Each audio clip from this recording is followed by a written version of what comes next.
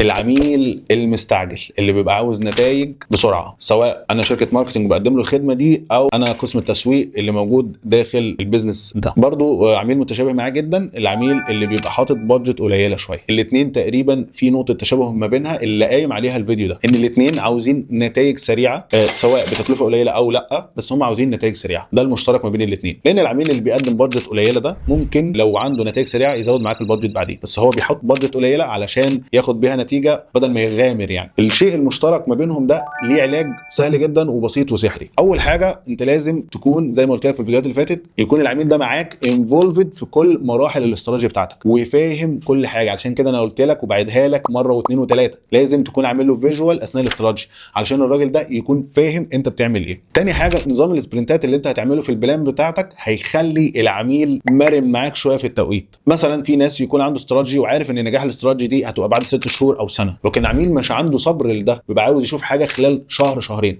طب ما تعمل له سبرنتات زي ما انا قلت لك قبل كده وكي بي ايز، وتقنعه بان انا هسلمك نسب نجاح معقوله خلال فترات معينه. انا هعمل مثلا هنوصل لمبيعات معينه خلال فتره معينه، هنعمل براند نيم هيبقى منتشر في السوق خلال فتره معينه. وساعتها بدل ما انت بتقول له انا خلال 6 شهور او خلال سنه هكون ناجح، لا انا خلال شهر هكون ناجح في حاجه، خلال شهرين هكون ناجح في حاجه تانية، وهكذا. تاني حاجه ما تزنقش نفسك في بادجت. انا بقولها لك ما تزنقش نفسك في بادجت. لو مش هتقدر تنفذ افكارك او الحد الادنى من افكارك داخل بادجت معينه، ما تزنقش نفسك في بادجت. لازم تقنع العميل بالافضل له. وفي ناس احيانا بيكونوا اوت اوف ريزون اصلا، في ناس بره اللوجيك، لكن اللي انا بتكلم معاك عليه الناس اللي داخل اللوجيك، الناس اللي مثلا عنده القدره انه يستنى، بس انت محتاج توري له هيستنى ازاي وهياخد ايه لما يستنى، ومش هيستنى كتير، لانك لازم تكون ذكي وانت بتبيع الخدمه بتاعتك. انا عبد الرحمن عادل وبقدم فيديوهات عن الماركتنج والبيزنس. لو حابب فيديوهاتي تابعني على كل منصات السوشيال ميديا. شكرا جدا ليكم.